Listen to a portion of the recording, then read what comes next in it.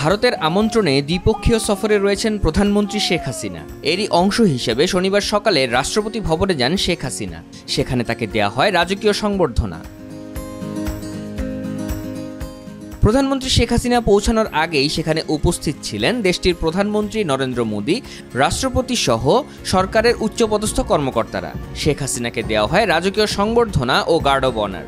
রাষ্ট্রপতি ভবনে শেখ হাসিনার সম্মানে বিছানো হয় লাল গালিচা।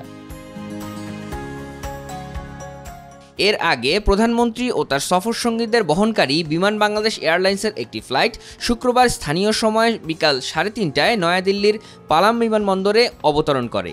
ভারতের উচ্চ পর্যায়ের একটি প্রতিনিধি দল এবং বাংলাদেশের হাই কমিশনার মোহাম্মদ মুস্তাফিজুর রহমান বিমানবন্দরে শেখ হাসিনাকে অভ্যর্থনা জানান।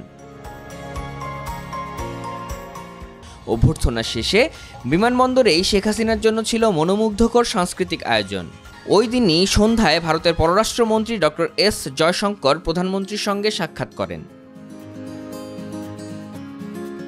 সফরকালে উভয় প্রধানমন্ত্রীর মধ্যে একান্ত বৈঠক অনুষ্ঠিত হবে এবং তারপর প্রতিনিধি পর্যায়ে আলোচনা হবে। উভয় দেশের মধ্যে বিদ্যমান দ্বিপাক্ষিক সম্পর্ক আরও জোরদার করতে ঢাকা ও নয়াদিল্লির মধ্যে বেশ কিছু চুক্তি ও সমঝোতা স্মারক সই হবে। লোকসভা নির্বাচনে জয়ী বিজেপি নেতৃত্বাধীন জোট টানা তৃতীয়বারের মতো সরকার গঠনের পর ভারতে কোনো সরকার প্রধানের এটিই প্রথম দ্বিপাক্ষিক সফর।